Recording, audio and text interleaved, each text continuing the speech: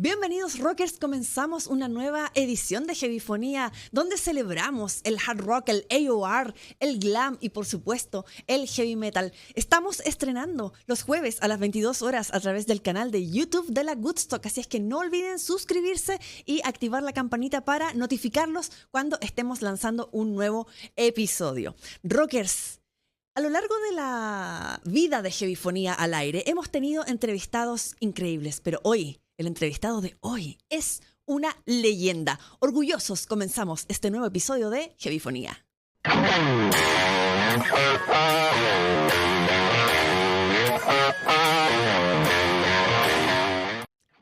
Rockers, ¿cómo están? Espero que todo bien.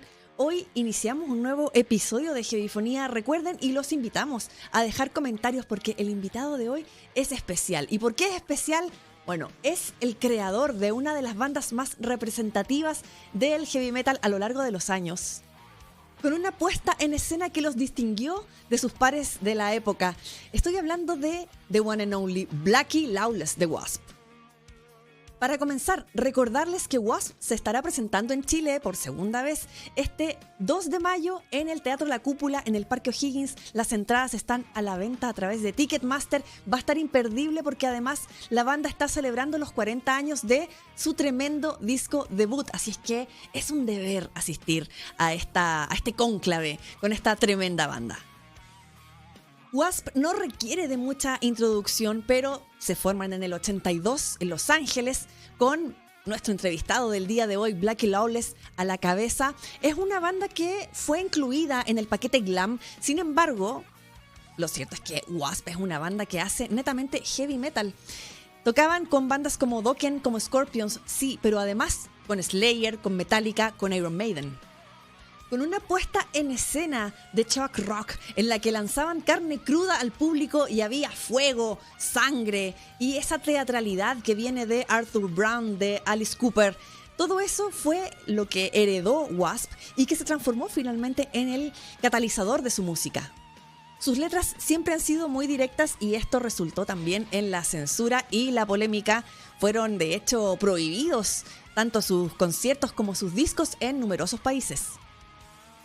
De hecho, la canción Fuck Like a Beast de su disco debut del 84 los hizo el blanco de la organización Parents Music Resource Center, liderada por Tipper Gore, esposa del entonces senador estadounidense Al Gore. Esta institución fue la autora del famoso sticker negro, no sé si lo recuerdan, que se vio en los discos de muchas bandas que tenían contenido explícito. La canción, de hecho, fue incluida junto a temas de Prince y Madonna en una lista de canciones que, según esta organización, eran las más aberrantes de la época. La lista se llamaba The Filthy 15, las 15 asquerosas. A pesar de que en sus primeros discos los temas que tocaba Wasp se relacionaban con el sexo, la violencia y el terror, a lo largo del tiempo han empezado a mostrar diferentes facetas. En su disco The Headless Children, Wasp, por ejemplo, empezó a tocar temas políticos y en The Crimson Idol, El precio de la fama. Esta es, según muchos, su obra cúlmine. Desde los años dorados del heavy metal hasta el ajetreado mundo de hoy con tecnología y redes sociales. Esto fue lo que Blackie Lawless nos contó en entrevista Heavyfonía. So Blackie, what do you remember of the first time you were in Chile back in 2005? The passion of the audiences. They're some of the most passionate anywhere in the world. As a performer, that is very, very, it's a fantastic thing to see. You know, so that's the thing that's the memory that I was left with that is probably the greatest. If you had to make the cover of The Headless Children nowadays, who would appear on it? Who will be the famous villains of this era? Oh boy, that's a great question. Just turn on the television. I mean, there's plenty of them right there. You're going to see a lot, you know. So that would be my best advice. Just open your computer and just start looking around. They're all there. So you were targeted by the PMRC in the 80s, and you were shot actually twice and had bomb menaces at your concerts. would you have liked to be part of the hearings in 1985 along with Dee Snider and Frank Zappa? I was invited there, but the day before I was supposed to leave, the record company thought that it was probably better that I did not go.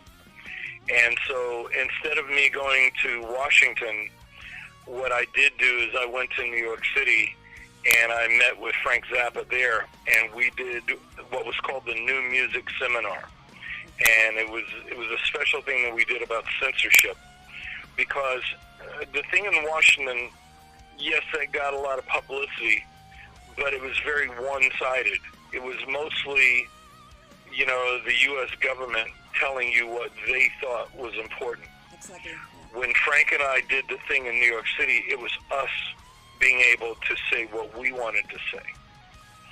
And there was worldwide media there, and so it ended up being better that I did that, I think, than going to Washington. Is there anything you would have done differently at the time? I don't think so, because, censorship, a new version of it comes around about every 20 years. And when it happened to us in the 80s, we didn't really know anything about it. But the reason that Frank was there is he had experienced it in the early 60s. So he was very sensitive to what was going on with that. So I feel more in his position now because I've been through it. And it's up to me now to show other artists what we've experienced and to be careful, because quite honestly today I think censorship is worse now than it was in the 80s, because with the internet you have people that are just afraid to speak, and that's the whole idea about, censorship is an ugly thing, because it's, the idea of freedom of speech, it's not to protect popular speech, it's designed to protect unpopular speech. And I don't care what anyone has to say. They can come up with the craziest ideas they want. I have enough faith in my fellow man that they will determine what's bullshit and what's not. And you give the people the ability to decide. The majority of the time, they're going to come up with the right ideas. So like I said, I don't think that, trying to limit speech in any way has ever been a good idea. So how do you feel about social media? Do you see it as a democratic way for people to express themselves, or as a platform for cancellation culture and polarized views? Well, it's both. But from what I see, I don't spend a lot of time there. So I really don't know a lot about it.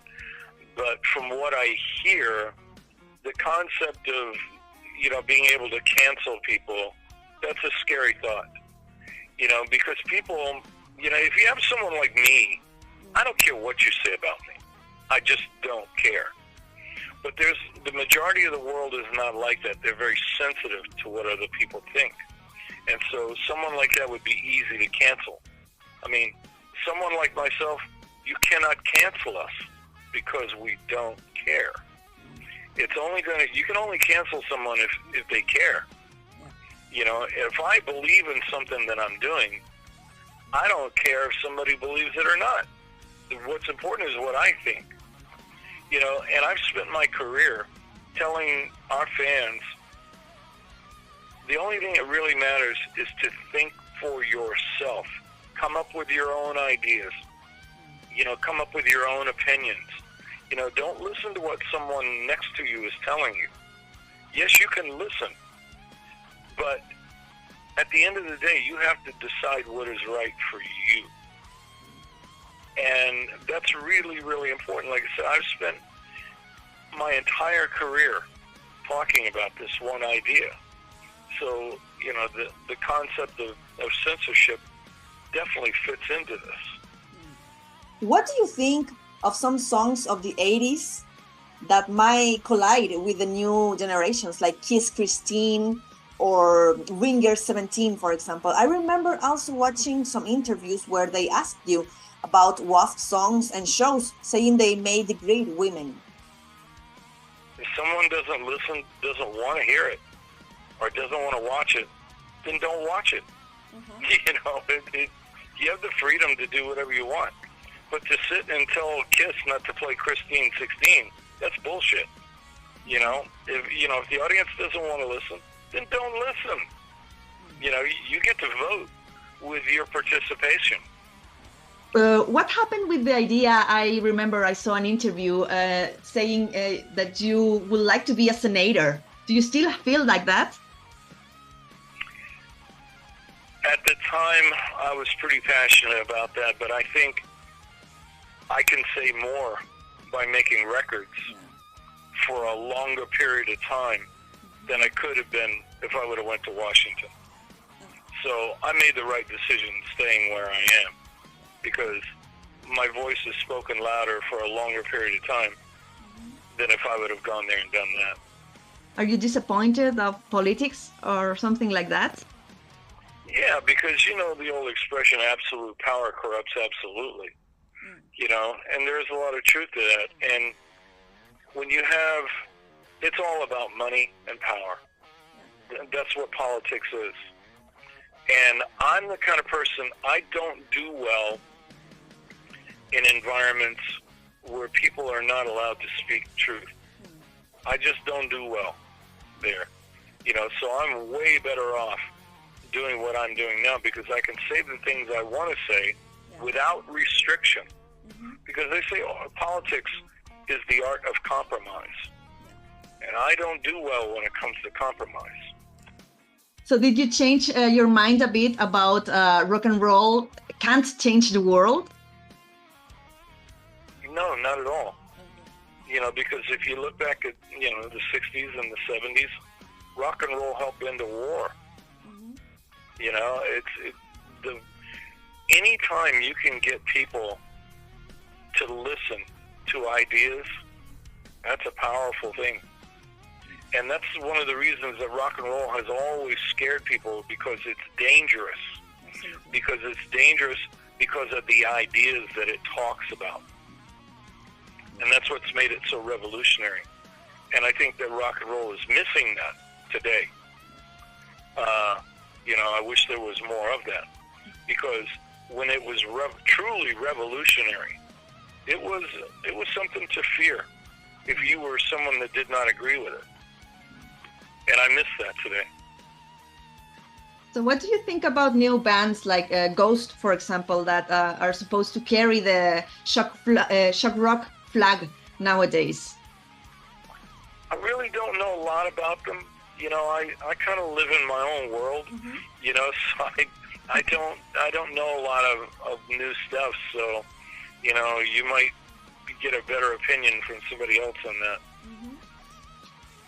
Do you still love cars? And, you know, I heard you clear your mind, you know, with your cars. You collected cars, as I understood. Are you still into that? Yeah, I mean, that too is a big passion, you know, those cars. But like musicians also, you know, I collect guitars as well. You know, so between the cars and the guitars, it keeps me busy. Muy leyenda don Blackie Lawless, pero eso no es excusa para saltarse el ping-pong de preguntas de Heavyfonía. The wildest Wasp tour, with which band was?